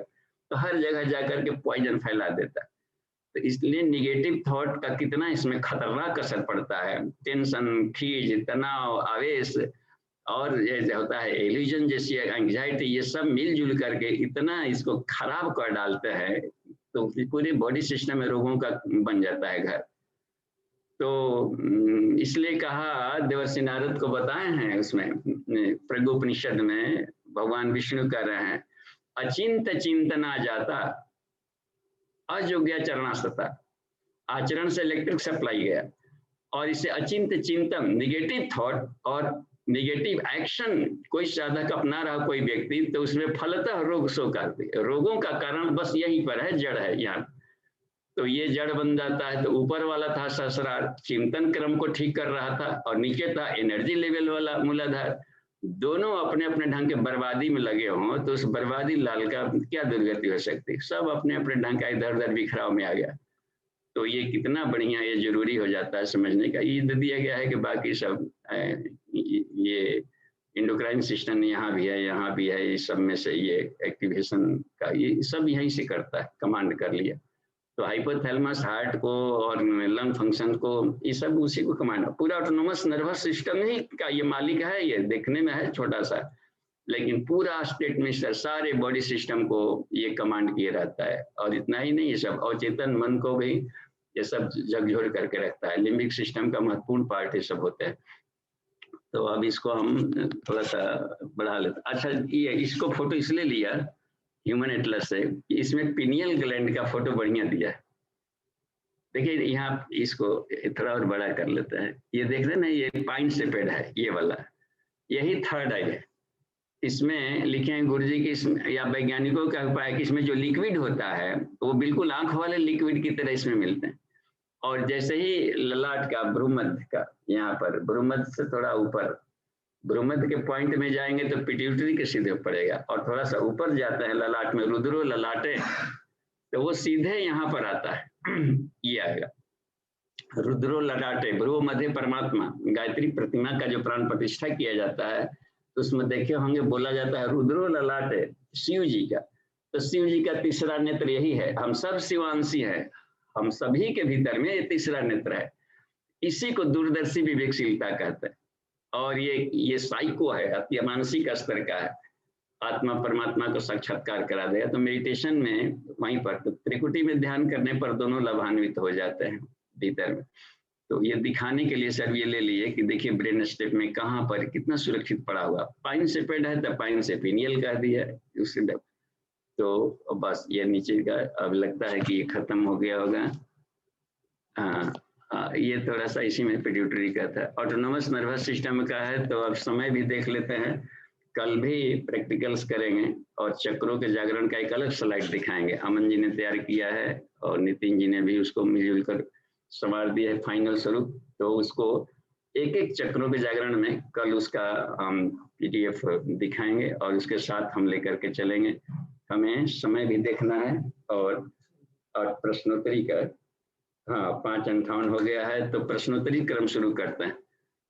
तो नितिन जी रहिए, इसको हम स्टॉप करते हैं फिलहाल शेयरिंग को। अब ये इसलिए जाकर देखिए ना, ऑटोनोमस नर्वस सिस्टम का यहाँ पर शुरू कर दिया। अब देखिए हम लोग थोड़ा सांस लेते हैं बिजली, तो बिजलियां कहाँ गई? ये सारे पार्ट्स में जा रहे हैं, उसका सारा हृदय फेफड़ा डायबिटीज वगैरह सारा इस सब का पूरा है, पैंक्रियाज देखते हैं पूरा एलिमेंट्री सारा चमक जाएगा, क्योंकि यही तार बिजली सप्लाई कैसे जा रहा है यहाँ पर। ये जो जटिलता बना दिया गया है ये यहीं पर उपलेक्सस है। आगे चल करके ये थोड़ा सा अलग करके दिखा दिया है, ये गैंग्लियोनिक सीरीज है सब ये दिखा है। तो उपत्यकाओं का मुख्यालय सब होता है, गैंग्लियंस होते हैं, उपत्यकाओं का हेड ऑफिस है, गांठ है। अब यहाँ से ढेर सारा और सरखानित होकर विभिन्न पार्ट्स पुर्जा में सब गया। तो अब इसको हम थोड़ा स्टॉप शेयरिंग हो गया। तो नितिन जी प्रश्नोत्तरी में हम लोग प्रवेश करें और कल हम दिखा लेंगे जो एक तैयार किया है मंजी ने, बहुत बढ़िया, अलग अलग चक्रों के साथ में क्या पंखुड़ियां हैं, क्या देवता है, कैसे वो आएगा हम लोगों को लास्ट सेमेस्टर में भी आएगा कला साधना वाले में। फिर भी कल उस पर हम लोग देखेंगे, एक एक चक्रों का अलग से देखेंगे उसका डिटेल। तो धन्यवाद और प्रणाम। जी बाबू जी। बाबू जी एक प्रश्न हमारा है, अभी आपने बताया कि जो हमारे जो अक्षर जो होते हैं या जो बीज मंत्र जो होते हैं तो इनमें जो है सिद्धियां होती हैं या इनके कुछ देवता होते हैं। तो जैसे कि आपने बताया कि एक शब्द के उच्चारण से जो है आपके जीवन में आने वाले जो दुख कष्ट हैं, जो विघ्न है वो दूर होते हैं। तो शब्दों के उच्चारण से विघ्न कष्ट दूर कैसे होते हैं, इसका थोड़ा विज्ञान बताइए बाबू जी। अब जैसे सारा ध्वनि पर चल रहा है, बस सारी ध्वनियां हैं, चाहे वो परावाणी आशीर्वाद देंगे तो हृदय से आशीर्वाद है, करुणा आह नहीं कहते हैं कि आह किसी का बेकार नहीं जाएगा, वो परावाणी है उसका, आत्मा से आत्मा को आत्मा उसको दुखाया गया है। और ही जाकर के मध्यमा उसमें पश्यंती वाणी, मन से मन को जाता है रेडिएशन, मन से भी कोई सोचेंगे तो आ जाएगा टेंशन तनाव खिज, कैसे प्रभावित कर दिया, कहाँ दिखता है मन। तो जैसे मान लीजिए कोई महिला पुरुष जा रहे हैं और उसके प्रति निगेटिव थॉट या अटपटे थॉट विचार फेंक दिए, विकृत विचार फेंक दिए, तो अब आदमी सोचता है कि उसको थोड़े मालूम है कि हमने क्या कर डाला, क्या देख रहा है। लेकिन देखिए कितना गजब का साइंस है, जो भी विचार निकाले हैं तो विचारों को इलेक्ट्रिक मैग्नेटिक रेडिएशन कहा जाता है, चुंबकीय तरंगे हैं सब, विद्युत चुंबकीय तरंगे होती है हाई वोल्टेज का, और पूरे यूनिवर्स में तेजी से फेंक दिया गया। और चूंकि पूरे यूनिवर्स में गॉड ओमनीप्रेजेंट है, शिव है, कल्याणकारी धाराएं चल रही है, तो अपने विचार फेंके हुए कहीं खपते नहीं है, तो फिर रिफ्लेक्ट होकर टकरा करके अपने ही मस्तिष्क में आएंगे और अपने ही मस्तिष्क में आकर के तरह तरह के रोग को पैदा करते हैं। इस साइंस को जानकारी हो जाए तो आदमी एकांत में भी किसी भी तरीके से कांप जाएगा उल्टा पुल्टा सोचने के लिए। ऐसे तो कोई बोलेगा, बैखरी में आने पर मध्यमा में आएंगे तभी ना कोई करेगा, तो वो भी धीरे धीरे विचार मध्यमा में हाव भाव में आने लगते हैं, प्रणाम करने का पर प्रणाम करेंगे। देखिए कोई व्यक्ति जा रहा हो 4 दिन से और आपके झगड़ा हुआ है तो केवल मध्यमा बाड़ी, तो अब कुछ लगातार उसको जब करे तो मिल जाए, तब समझेगा। बड़ा हेकड़ी करके चल रहा था, ये बोल रहा है ना, ये भी मध्यमा एक वाणी है, हाव भाव भंगिमाएं ये सब करने का, या फिर बोल करके कि भाई साहब माफ करेंगे। तो क्या कर दिया, बेचारा खिसलाया हुआ था, केवल आवाज ही तो निकाला, और सचमुच में देखिए बेचारे कह रहा कि नहीं माफी मांगे थे, तो केवल ध्वनि सिर्फ निकाला। सारा सृष्टि ध्वनि से चल रही है मंत्र है। जैसे ओम रामाय नमः बोलते हैं तो ओम राम रामाय नमः एक ने कह दिया कि केवल हम बीज मंत्र भी बोल करके लाभ ले सकते हैं। ओम हनुमते ओम हंग हनुमते नमः कर, तो उसको मातृका वाले शब्द की इंजन वाले को महत्व दे दिया गया है। कुछ में सुशी शब्द से आगे श्रद्धा परक भी उसके जोड़ दिए गए। तो मुख्य वाले जो रखा गया है कंग खंग गंग गंग अंग अंग, तो ये सब उस पर बिंदु देना जरूरी है, क्योंकि वो लगातार क जैसा नहीं है, एक ड्रॉपलेट की तरह है। जिससे कि क्वांटा में कहा उन्होंने कि वो एट रैंडम निकलता है, वो लगातार नहीं निकल रहा है, जैसे बुलेट की छड़े की तरह एक विचार वो विचार, देखते हैं तरह तरह के विचार निकलते रहते हैं। तो इसी को अंग कहना, यानी इसको तोड़ना। तो टप, जैसे बूंद एक बूंद पानी गिरेगा तो आवाज आएगा टप टप टप टप, ऐसा आवाज नहीं आता वहां पर। तो ये जो होता है ना, इसको ये प्लुत तो दीर्घ आएगा उसमें से, टन टन कुट कुट, उसकी शक्ति होता है वही उसका, तो शक्तिशाली होगा। जैसे कि लोहा का गर्डर हम लोग कहीं को कोई आदमी गहन से भी मारेगा, इतना भारी भरकम है कि गहन का बेतरतीब मारेंगे तो असर नहीं पड़ेगा, और बिल्कुल पेंडुलम तो नहीं ढूलेगा। कोई 5 ग्राम का भी कोई कॉर्क लेकर एक खास स्पीड में मारता हो तो पूरा गर्डर हिलने लगेगा इस तरीके से।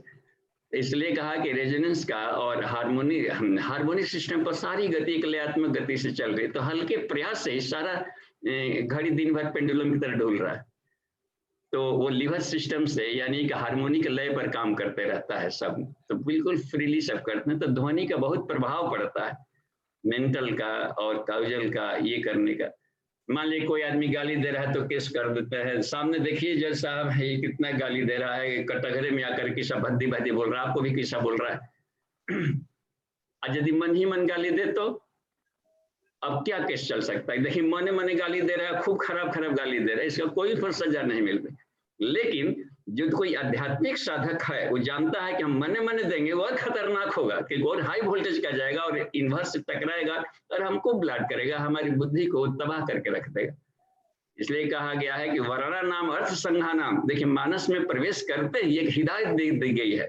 वर्णा नाम अर्थ संघा नाम रसा नाम छंद साम अपी मंगला नाम च कर्तारो वंदे वाणी विनायको। हर अक्षरों में हर वर्णों में एक आध्यात्मिक शक्ति होती है। हम यदि उन शब्दों का दुरुपयोग करेंगे तो अपने भीतर की सरस्वती पहले मर जाएगी, गणेश पहले मर जाएंगे। इसलिए कभी भी शब्दों का मिसयूज मत करो। लड़ाई झगड़ा करना है तो प्रांजल शब्दों में भी किए जा सकते हैं, तो उसके लिए क्यों शब्दों को हम क्यों बर्बाद करें, फिर शब्दों का क्यों फूहड़पन बना के रखें। तो ये धीरे धीरे तो शब्दों में वाक शक्ति बढ़ जाएगी। तो वाक शक्ति के बढ़ते ही वो बिल्कुल सरस्वती तो साधक के जिह्वा पर नृत्य करने लगती है। वो तब ध्यान करता है जबकि वाक वाणी का संयम किया है। तो मौन भी अन्नमय कोश में रखा गया है कि हम शब्द बोले लेकिन उनके लिए वेलफेयर के हो, कल्याणकारी ऑपरेशन होता है। अब कड़ुआ बोल दिए, अब कहते चलेंगे कि सत्य कड़वी होती है, ये बिल्कुल ही घटिया तरीका है। अप्रिय सत्यम न बुरियात, ये लाइन कहाँ चला गया। सत्यम बुरियात तो समझ में आ गई, लेकिन अप्रिय सत्यम न बुरियात, अप्रिय सत्य नहीं बोले थे, नहीं कहा कि आप सत्य बोलते हैं, फूहड़ बोलते हैं कहलाएगा। तो उसमें देवर्षि नारद या यासुनी कुमार की यही विशेषता थी, वो मधुमती कहलाते थे, सरस्वती के प्रिय भी बोलते थे और वो सत्य भी बोलते थे। तो इसी को सीखने के लिए आध्यात्मिक कक्षाएं आती है कि कैसे बोला जाए कि बात भी निकल जाए और प्रेम भी बढ़े और सत्यता को भी प्रकाशित कर दिया जाए। तो ये बहुत ही कमाल की सब साधनाएं हैं। तो ये सब नाद जो की साधना में सब आता है, केवल कान बंद करके सुनने से बात नहीं बनती है। इन शब्दों का खुद की अब स्फुटीकरण, प्रस्फुटीकरण कैसे हो वो आएगा। तो समझिए कोई वैसा साधक कोई मंत्र बोलता है तो क्या जैसे ही मंत्र बोलेगा तो सामने ईश्वर नाचेंगे। देवर्षि नारद के हर नारायण सुनने के लिए भगवान विष्णु पहले ही खड़े कि नारद जी फिर से बोलिए ना, आपके मुंह से निकलता है तो मजा आ जाता है। तो ये ध्वनियां हैं तो असर करते हैं जी। ठीक है, थैंक यू। जी बाबूजी, धन्यवाद। प्रणाम बाबूजी। देखिए, हाँ एक और है, उनका खुला हुआ है विष्णु जी का हैंड रेज जी। जी बाबूजी प्रणाम। बाबूजी हम लोग वासना, तृष्णा, अहंता, शांत हर जगह मिलता है। कुंडलनी जागरण के ध्यान में एक और वर्ड आया गुरुदेव के कोड वर्ड में, कहे वासना शांत, तृष्णा शांत, अहंता शांत और लास्ट में उद्विग्नता शांत बोले। तो उद्विग्नता का अर्थ तो समझ में आता है, बट गुरुदेव उसको अंत में बोल रहे हैं, इस पे थोड़ा सा आपका प्रकाश चाहिए। देखिए, उद्विग्नता भावनाओं से जुड़ा हुआ रहता है ये सब। तो क्योंकि हर चीज अपने समय पर पूरा होता है। अब एक होता है ना कि उद्विग्न हो जाएंगे पहले, तो वो एंजाइटी जैसी स्थिति नहीं होनी चाहिए, और या फिर जाकर के बेचैन हो जाना बाद में, अब क्या होगा, होगा बस, क्रिया की प्रतिक्रिया हो गई, इसलिए आप निश्चिंत रहें। और भावनाओं के साथ उद्वेग जुड़ा जाता है। जैसे जैसे गायत्री स्मृति में एक सूत्र को देखिए, भ वाला, भर्गो देवस्य का भक्षर क्या कहता है, भवो उद्विग्न मना नहीं हुआ, हृदयोद्वेगम परित्वजा। देखते ना, हृदय के उद्वेगों को रोको। तो उसको कहा गया है कि हम इमोशनल भी उछाल रखें, भावातीत में ले आना है। तो भावनाएं पदार्थ जगत से जुड़ी रहती है, तो वो साधक को और खतरनाक है, उसको समझाया नहीं जा सकता है। वो सुसाइड करना चाहेगा तो कर ही लेगा, कितनों समझाएंगे। बड़े बड़े लोग रात को छुप करके अपने कंबल ओढ़ के भीतर खा लेगा, जहर क्या कीजिएगा। तो इसलिए कहा जाता है कि उस वाला लेयर पर मत पहुंचे, तो उसको वो उद्वेग वहां पर ना हो। ये अच्छी जर्नी है, अच्छी रास्ता है। तो और ये निश्चित रूप से फ्रूटफुल होगा। तो हम जो मेडिटेशन करा रहे हैं, गुरुदेव का ये कहना है। तो उद्वेग को शांत करने का मतलब कि भावनाओं को भी हम शांत करें, और बिल्कुल शुद्ध भाव से करें, समर्पण भाव से करें, ईश्वर के प्रति जुड़ जाए। तो शांत भाव से कहने का मतलब है कि शांत भाव, तो भावनाएं भी शांत है, विचार भी शांत हो, और क्रिया परक भी हमारे सब शांत हो, हलचल नहीं हो रहा है, सीधा बैठे हुए। तो इसलिए कहा कि मच्छरदानी लगा कर बैठे तो, या शोरगुल रही तो अपने साधना कक्ष में बैठ कर करें, तो विद्युत सप्लाई कम इधर जाएगा। और हाथ पांव चलेगा तो ढेर सारी बिजलियां तो इधर ही चलने लगेगी, पलक झपकते रहेगा तो ढेर सारी बिजली उधर उसमें खर्च हो जाती है, बराबर भाई पर चला रहा है सब। तो इसलिए कहा गया कि इस इलेक्ट्रिक को बाहर से रोक करके और अवचेतन मन में ले जाना है। तो बाहर के सारे शटर बंद करने पड़ते हैं, शांत करने पड़ते हैं, तब वो बिजली अपने अवचेतन मन के कचड़ों को साफ करती है धारणा से। धारणा वही काम करता है कि पहले क्या दिमाग में, हृदय में धारण करके घूम रहा था कि मैं ये हूं, मैं वो हूं, मैं ये हूं, और कुछ ना कुछ कॉन्सेप्ट बना के घूम रहा था, अहंकार जिसको कहते हैं। तो उसको गला पाएगा तभी जबकि हाईली कॉन्सेंट्रेटेड बिजली जाकर के उसको सही कंसेप्ट समझाए। मेडिटेशन करना पड़ता है उच्च स्तर का कि कह क्या रहे हैं ये। तो वहां पर कहा कि गाड़ी तो बोल रहे हैं कि संसार है ही नहीं, तो संसार है ही नहीं समझने के लिए ढेर सारे तर्क तथ्यों को गुजार करके जाना पड़ा होगा समझने के लिए। तो इस प्रकार से तो उद्वेग का मतलब होता है वहां पर से कि अंतिम वाले लेयर में भी जो है भावनाओं का, उसको भी हम शांत करें। भावातीत का मतलब होता है कि समष्टि भाव में जुड़ने को भावातीत कहते हैं। ऐसा नहीं कि भाव रहित हो गया, भावना ही नहीं है। जबकि श्रद्धा मान लभते ज्ञान, श्रद्धा वाला ही पाएगा, भाव संवेदना को ही सजल श्रद्धा कहा गया। कैसी श्रद्धा? तो भक्तों की तरह श्रद्धा, बस।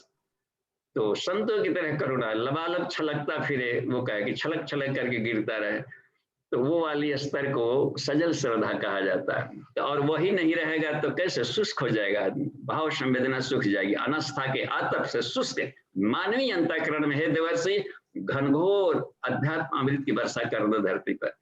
ये बताए मूसलाधार बारिश करो और आकाश से वर्षा करो। अब देखिए आकाश से ही वर्षा हो रही है अभी, कितना बढ़िया। हम तभी समझ गए थे कि ऑनलाइन क्लासेज के बारे में ही ये संकेत है अगले दिनों, क्योंकि हर जगह लोग पहुंच नहीं पाएंगे।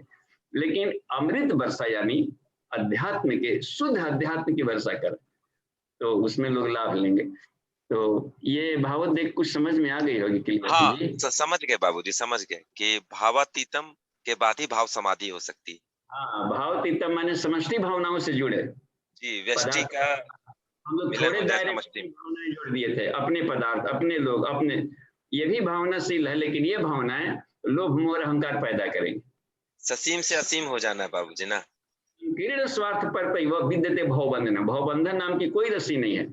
स्वार्थ जब छोटा दायरे में काम करने लगे, प्रेम, प्रेम प्लस सीमित स्वार्थ इज इक्वल टू मोह, और उसी को व्यापक दे देंगे तो उदार भक्ति भावना कहलाएगा, और इसी को उदारता देने को ग्रंथि भेदन कहते हैं, जो कि विज्ञान कारण शरीर की साधना है। उस दायरे को सिर्फ, हाँ जी, मतलब बाबूजी इस 3 चरणों के बाद ही लभ्य हो सकता है। जब तक हम वासना तृष्णा अहंता शांत नहीं करेंगे तब तक उद्विग्नता शांत नहीं होगी। 3 चरणों के बाद ही हमको ही मिलेगा। हाँ जी, नहीं तो एक नए के विचार खींच ही लेगा। हाँ, और वो समझ गए बाबूजी। 3 गांठ इसलिए ब्रह्म ग्रंथि, रुद्र ग्रंथि, विष्णु ग्रंथि कहते हैं। और गांठ तो 2-2 चक्र मिलकर एक गांठ बना दिए।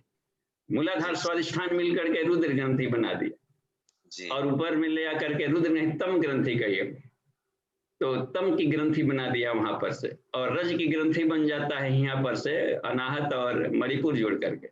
हाँ, ले लिया है आज्ञा चक्र से जी, तो गांठे बन गई है ग्रंथि। तो ज्ञानात्मक है तो कुछ लोग इसको ब्रह्म कह दिए, और जो शिव भक्त है इसको रुद्र ग्रंथि ऊपर कहेंगे। तो हमें उसको सत से मतलब है, वो सदाशिव के रूप में उसको ले रहे होंगे जी। तो हमको ब्रह्मा विष्णु महेश के रूप में नहीं समझ करके उस पर वाला होता है ज्ञानात्मक, और संसाधन वाला, समृद्धि वाला, और नीचे ऊर्जा का पक्ष है, बस ऐसे समझे। प्रणाम बाबूजी। जी धन्यवाद। जी बाबूजी, अगला प्रश्न चैट बॉक्स में है, वीरेंद्र प्रसाद जी का है। ये पूछते हैं कि चित्त और मन का अंतर स्पष्ट करें। देखिए, ये मन इसमें दिया है महर्षि कपिल ने 24 गिनाया है, तो उसमें मन बुद्धि अहंकार और एक मूल प्रकृति शब्द कह दिया। तो और अंतःकरण गिनाया जाता है तो कहीं कहीं मन बुद्धि चित्त अहंकार जोड़ दिया जाता है। इसका मतलब है कि मन बुद्धि अहंकार के मिश्रण को हम चित्त कह सकते हैं, चित्त रूप में। और यदि तीनों सत रजतम इक्विवेलेंट हो जाए अवस्था में तो उसी को अव्यक्त कह देते हैं, मूल प्रकृति कहलाने लगेगा। तो शब्द और शब्दों का अंतर भर है, तो मन प्लस बुद्धि प्लस अहंकार तीनों का एक घोल बना दीजिए तो चित्त हो जाए, क्योंकि चित्त को प्रभावित तीनों करते हैं, मन भी करता है, बुद्धि भी करता है, अहंकार भी करता है, और उसके आधार पर ये करते हैं। और चारों को मिला देंगे तो अंतःकरण कहलाएगा। तो आकाश से ये चारों 5 बने हैं, मन बुद्धि चित्त अहंकार अंतःकरण। एक रंग में 2 रंग मिला दिया, दूसरा मिला दिया तो एक तीसरा रंग अलग ही बन जाता है। सुगा पंछी कहाँ, वो 7 कलर में आता है, बैगनी नीला आसमानी हरा पीला नारंगी लाल। और कपड़ा की दुकान पर जाइए, साड़ी की दुकान पर 50 रंग का कलर दिखा दे, एक दूसरे में थोड़ा कम बेसी मिला करके और उसका वो बना लिया गया। तो मिश्रण से एक अलग ही तत्व बन जाता है, तो उसकी नेचर बदल जाते हैं। गंगा जमुना जो धाराएं मिली है, सरस्वती नाम की कोई नदी नहीं है प्रयाग में, दोनों के मिलन से एक तीसरी धारा बन गई। ज्ञान योग कर्म योग मिला देंगे तो भक्ति योग अपने आप से आ जाता है। तो ये है, इसलिए उसको तीनों को मिश्रण को चित्त कहते हैं जी। जी बाबू जी, अगला प्रश्न पीताम्बर जी का है। ये पूछते हैं कि पूरा कुंडलिनी विज्ञान अपने चेतना को उच्चतर स्तर तक पहुंचाने का प्रतीक मात्र है, या फिर अपने को दिव्य शक्ति से ऊर्जा से भरपूर कर सकते हैं? धन्यवाद। दोनों है, ये दोनों है। ऊर्जा से भरपूर करेंगे, जहां ध्यान किया जाता है तो साधक उसके स्पंदन में आ जाता है। बचपन में भी कोई प्रिय घटना घटी हो अपने फ्रेंड सर्किल के साथ में, और अचानक दुख की घड़ी में भी वो याद पड़ने लगे बढ़िया सा, तब फिर चेहरे अपने आप मुस्काने लगते। अकेले कोई बैठ करके व्यक्ति देते, क्या बड़ा मुस्का रहा है, क्या लगता है कुछ खा रहे हैं भीतरी बदकुलौरी। हाँ, याद पड़ गया था ससुराल वाला के बाद जब की शादी हो रही थी। अब देखिए कहाँ की घटना, कहाँ यादें, ट्यूनिंग करते ही शरीर में ऊर्जा का संचार हो जाता है, अथाह संचार आ जाता है, ऑक्सीटोसिन निकलने लगता है, सीरोटोनिन निकलने लगेगा। ये सब पॉजिटिव थॉट निकालते, एक्साइटमेंट पैदा करते हैं। हगिंग किए, किसी से मिले, प्रेम किए, गले लगे, तो उसमें देखते हैं कितना एक इमोशन बाउंड्री खत्म होता है। लगता है कि हम लोग एक 2 नदियों के एक मिलन हुआ, तो वहां पर से एक से ये चेतनात्मक विलयन हो रहा है भीतर में, और उससे बहुत ही शरीर में तरह तरह के परिवर्तन शुरू हो जाते हैं, रासायनिक परिवर्तन शुरू हो जाते हैं, और खिल जाता है आदमी कमल की तरह। तो ये फायदा दोनों करता है, ये टूल्स भी हैं और टूल्स से फायदा भी मिलता है। प्राणायाम एक टूल्स भी है, लेकिन प्राणायाम से एनर्जी भी बढ़ गई। देखते हैं ना, क्रिया करेंगे तो क्रियात्मक चीजों को टूल्स कहते हैं। तो संसाधन, शरीर संसाधन है, टूल्स है, लेकिन ये धारण भी तो करता है। सारे पांचों शरीर को यही धारण कर रहे हैं, आत्मा को भी यह धारण कर रहा है। तो आत्मा को शरीर की जरूरत है और शरीर को आत्मा की जरूरत है, दोनों को। ये गाड़ी है तो गाड़ी को ड्राइवर की जरूरत है, नहीं तो गाड़ी पड़े पड़े सड़ जाएगा। बहुत सारे थाना वाना के पास हम देखते हैं इधर पूरा 25-50 से उसका कोई मालिक ही नहीं मिल रहा है, टायर टूल सब सड़ करके ऐसे जा रहा है। तो वहां पर सड़े सड़े पड़ जाए, उसको ड्राइवर की जरूरत पड़ रही है। तो फिर ड्राइवर हैं लेकिन गाड़ी नहीं है, तो अब क्या करें। हम बहुत बड़ा जानते हैं गाड़ी चलाना, तो पैदल क्यों जाएगा, गाड़ी ही नहीं है, बस ड्राइवर खाली। तो ईश्वर को संसार चाहिए, प्रकृति चाहिए, और प्रकृति को ब्रह्म चाहिए। तो इसलिए दोनों हमेशा रहते हैं। या देवी सर्वभूते से देखते, इसमें सब पड़े रहते हैं हर जगह। गौरी लक्ष्मी शंकर कहलाएंगे, या फिर जाके लक्ष्मी नारायण कहलाएंगे, सीताराम कहलाएंगे। 2 पार्ट में करके उसको देखा है, ब्रह्म माया कहलाएंगे। तो ये दोनों को ही समान लाभ मिलता है। जी जी बाबू जी। बाबू जी, अगला प्रश्न सत्यपाल जी का है। ये पूछते हैं कि ऐसा कहा जाता है कि यदि हृदय और बुद्धि में विरोध उत्पन्न हो तो हृदय का अनुसरण करना चाहिए, कृपया मार्गदर्शन करें।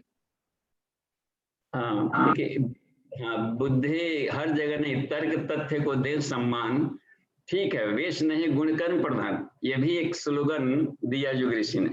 हम तर्कों को महत्व दें। तर्क से क्या होगा कि एक नतीजा निष्कर्ष आता है, लेकिन तर्क से हम सत्य को नहीं जान सकते ना। न मेधया नायम आत्मा प्रवेचन निर्भर न मेधया, वो तर्कों से परे है। तर्क तो अपने बुद्धि, पढ़ाई लिखाई, तर्क अब तक से जो देखा है इसी आधार पर करते हैं। और वो तर्क से हम प्रेम को नहीं समझ सकते हैं कि प्रेम का एहसास कैसा होता है, और समझा नहीं सकते। यहाँ तक कि हम रूप रस गंध शब्द स्पर्श किसी को नहीं समझा सकते। उसके भीतर जो मजा आया है, कोई खा लिया हो और केवड़ा का कोई फूल सूंघ लिया हो, आप कहिए कि कैसा है, तो तर्क से नहीं बता सकता। बस अब केवड़ा कैसा है, किसी के जैसा, केवड़ा केवड़ा जैसा है। अब तो सूंघ ना के पास ले जाएगा, सूंघ सांस खींच, कैसा है, ऐसा ही है, बस ऐसा ऐसा है। तो इसलिए कहा कि अनुभवों के लिए शब्दावलियां नहीं जरूरत पड़ती है। तो कहा कि तर्क एक सीमा तक बता सकते हैं। तो तर्क तथ्यों को सम्मान दें, वेश नहीं गुण कर्म प्रधान। तो गुण को, क्वालिटी को, और तर्क ये सब वेशभूषा को महत्व, लेकिन उसमें कहा है कि तर्क नहीं श्रद्धा प्रधान। देखिए आगे चल के उन साधकों के लिए एक और रास्ता मिलता है कि अब तर्क की जर्नी खत्म, अब यहाँ से श्रद्धा का अध्याय शुरू होता है। श्रद्धा मान लभते ज्ञानम, आस्था का ये विषय है। देखते हैं कितने लोग कह देते हैं कि नहीं ये तो नहीं, ये आस्था का विषय है, उसके दिमाग में घुस गया है वैसा ही। उसका उदाहरण है प्रज्ञोपनिषद में, प्रज्ञा पुराण में दिया है, गद्दाना में गुरु जी ने आराम का दिया है। बेचारी बूढ़ी दादी माँ अपने ठाकुर जी को, उस छोटे से बालक कृष्ण को रखी थी, और रोज भोरे भोरे उठ करके और बासी भात बचा है उसी को खिलाती थी। कि लड़का है भूख लग जाता है बेचारे को, और बिना नहाए धोए उसी को खिलाती थी, पहले बच्चा खिला ले। देखो पंडित जी जाके समझा दी, क्या कर रही है, सत्यानाश कर दी, कहीं झूठा भूख लगता है, बासी खिलाया जाता है भगवान जी को, इतना दिन से कर रहे हैं। अब बेचारी को टेंशन आ गया, खूब रोने लगे कि हम अपने बच्चे को अब तक से खाली हम बासी खिलाते रहे हैं। तो उस दिन भगवान सामने आ गए, कहा कि हमको बासी ही बासी चाहिए, और तुम्हारे यहाँ से चाहिए, उस पगला ही ले, छोड़ो, तो हम बासी खाएंगे तभी हम खुश रहेंगे। ये वहां पर ये कहना था कि तर्क नहीं श्रद्धा प्रधान होता है। तो जो भीतर में प्रेम है, वो प्रेम कोई बाउंड्री, कोई तर्क, कोई विषय की उसको स्वीकार नहीं पड़ती। तो बुद्धि और ये तभी जाता है जबकि हम प्रेम में नहीं प्रवेश किया। प्रेम की कोई व्याख्या नहीं की जा सकती, और व्याख्या है वो तो बस। तो अब वही सार्वभौम अहेतुकी हो तो कहना ही नहीं, देवता बन गया। जी धन्यवाद, धन्यवाद बाबू जी। क्या इसमें देखिए आया था, गायब हो गया स्क्रीन से, कोई आया था मैसेज? जी बाबू जी। अगला प्रश्न जो है वो वीरेंद्र प्रसाद जी का है। वो पूछते हैं कि कुंडलिनी जागरण का सहज तरीका क्या है?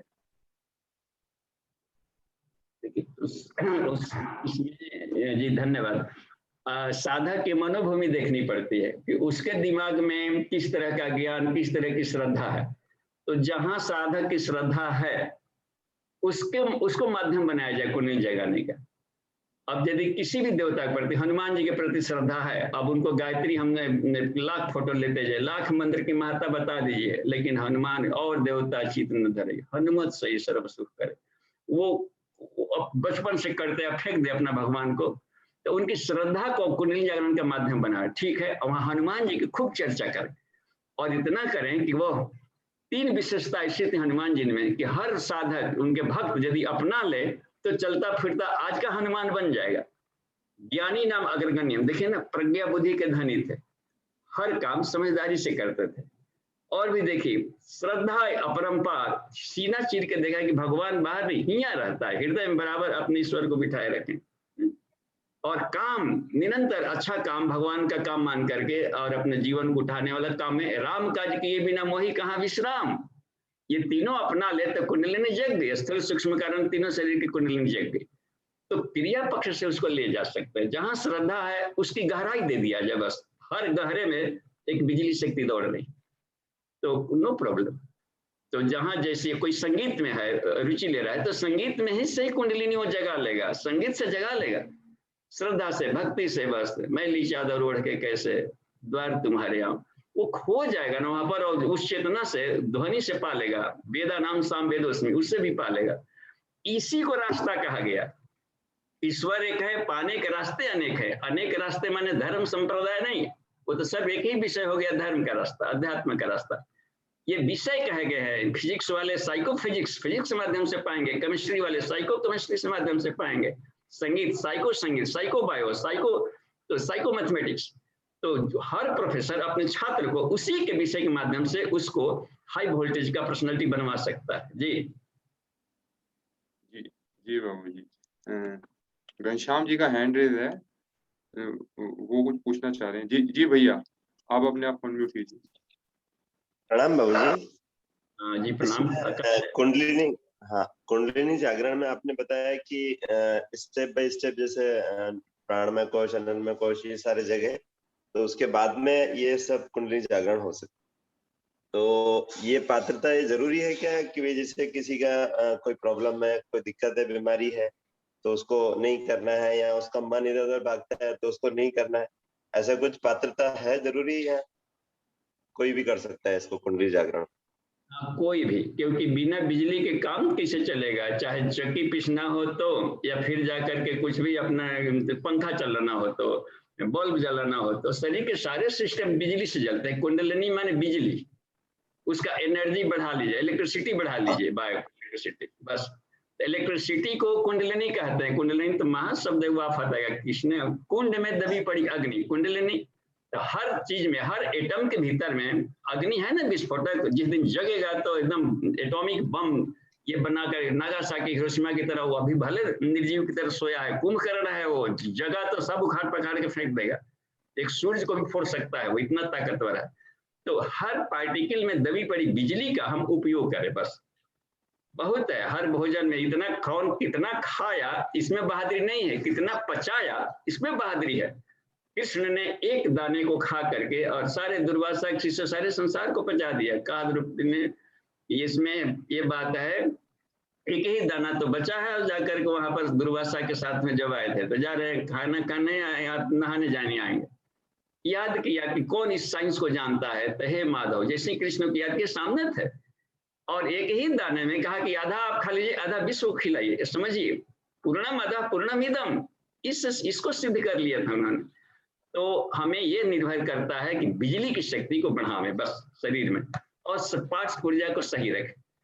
तो बिजली का ऐसा नहीं है कि अलग से सांस खाली खींचेंगे, और भी है, मान लीजिए कहीं पर कुछ भी है, मक्खी मच्छर ऐसे हिलाए धुलाएंगे, करेंगे, चलेंगे फिरेंगे, टहलेंगे, तो मैकेनिकल एनर्जी से बिजली बढ़ गई। उसका खाना खाएंगे तो पोटेंशियल एनर्जी आके बिजली बढ़ा दी। तो भोजन करने से भी कुंडलिनी जग रही है। कौन सी कुंडलिनी जग रही है? उसका शरीर के भीतर में एनर्जी आकर बढ़ गई।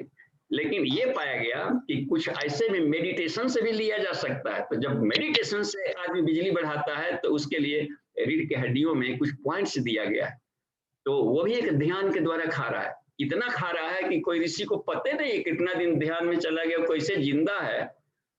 फ्रिजीकरण का उदाहरण दिया है पूज्य गुरुदेव ने अपने किताब में, साधना से सिद्धि, दो भाग में है। उसको पढ़ेंगे तो उसमें बताया है कि ऋषि लोग अपनी उम्र कैसे बढ़ा लेते थे। तो नवंबर महीने में बर्फीले जगह में जा करके ध्यान में बैठ जाते थे और 4 महीना तक मेडिटेशन में रहते थे। उधर स्नोफॉल होकर के पता नहीं चलता था कि कोई उसमें भीतर से कोई उसमें दबा पड़ा होगा। और जब खुलता था बाहर का मौसम और पिघला तो भीतर से ताजे निकलते थे, जैसे कि अब 50 वर्ष उम्र बढ़ जाती थी फ्रीजीकरण से। तो वो उस समय कैसे जिंदा थे? तो वो ले रहे थे ना, वो कॉस्मिक बॉडी से सीधे भोजन ले रहे थे। उसके लिए इन चक्रों की सीधे जरूरत पड़ती है, हड्डी के भीतर में जो कुछ पॉइंट्स हैं। तो जैसा फील्ड, जैसा काम, वैसी साधना करनी पड़ती है बस। अच्छा, ठीक है, धन्यवाद। जी जी बाबूजी, अगला प्रश्न उषा दीदी का है। जी दीदी। हाँ बाबूजी, सादर प्रणाम। मेरी आवाज आ रही है? हाँ जी मैं प्रणाम। ग्रामीण क्षेत्र में हूँ। हाँ जी दी प्रणाम, कहा जाए। हाँ बाबूजी, अब गुरुदेव ने गायत्री मंत्र के वो साधक रहे हैं, और गायत्री मंत्र हम करते हैं। अभी आपने चक्र भेदन पंचकोश के अंतर्गत जो भी हम करते हैं, पर एक जगह मैंने गुरुदेव का ही पढ़ा था लिखा हुआ कि उन्होंने कहा था कि राम नाम जप की भी महिमा अपार है। जो भी सिर्फ राम नाम ही जपे तो भी उसका कल्याण उद्धार हो जाता है। वो सब उपलब्धि हासिल कर सकता है जो गायत्री साधक या अन्य साधक करते हैं। तो वो उन्होंने राम नाम जप के बारे में कहा था। अभी मेरे पास ऐसा कोई प्रमाण नहीं है, लेकिन मैंने पढ़ा है, तो आप इस बारे में बताइए। तो यहाँ पर जी दी प्रणाम, धन्यवाद। और जिसने राम शब्द भी जब कहा तो अब ठीक है, राम नाम जपो, तो ये यहाँ पर बिल्कुल सही है, क्योंकि ईश्वर तो सर्वव्यापी है, हर अक्षर में होगा कोई शब्द से। राम का है, किसी को मान ली खरकोचन, खरकोचन कह के एगो पा लिया था भगवान को, कहा है खरकोचन, तो खोदते हैं तो बारिश से गिरता है। तो हर शब्दों में ईश्वर घुला पड़ा है। तो श्रद्धा देखता है किस भाव से राम बोल रहा है बस। हनुमान का राम बोलना कुछ अलग था, और अन्य लोग बोलते थे तो अलग भाव से बोलते थे। तो वो भाव के ऊपर निर्भर कर रहा है। श्रद्धा मान लगते ज्ञान, बस श्रद्धा के आग से पाया गया है। तो शब्द तो एक सहारा बना है उसको श्रद्धा को बढ़ाने का। तो राम को नाम भी ले, लेकिन राम के इतिहास को भी पढ़े, उसके चरित्र को देखे कि कहाँ कहाँ पर कैसे कैसे काम किए। तो उसमें लिखे हैं कि जो राम का, जो शिव जी का भक्त है, वही हमारा प्यारा है। अब तब राम और शिव में फिर वहां पर अंतर नहीं किया।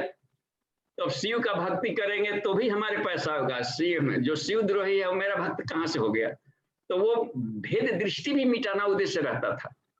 तो राम में शिव में अंतर हम बंद कर दें।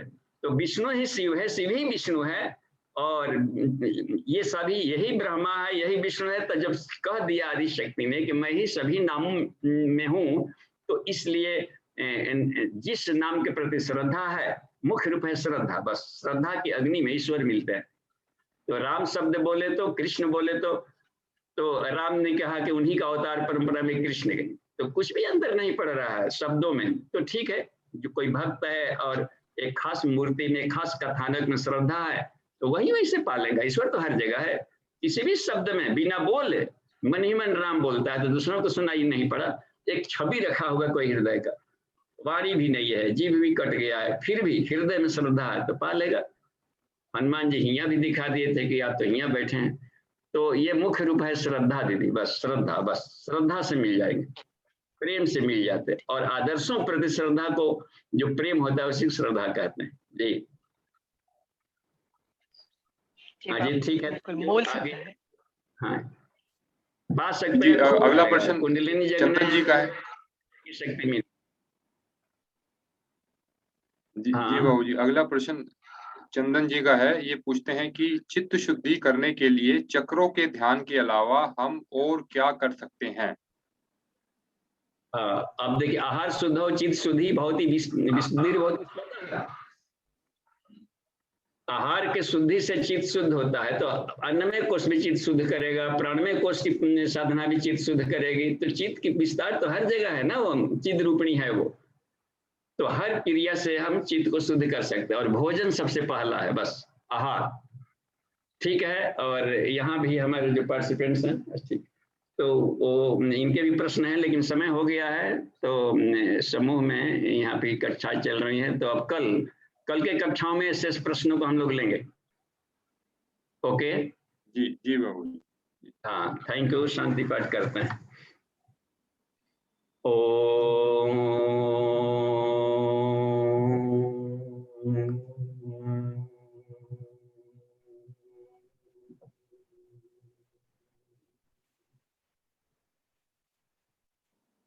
शांति शांति शांति।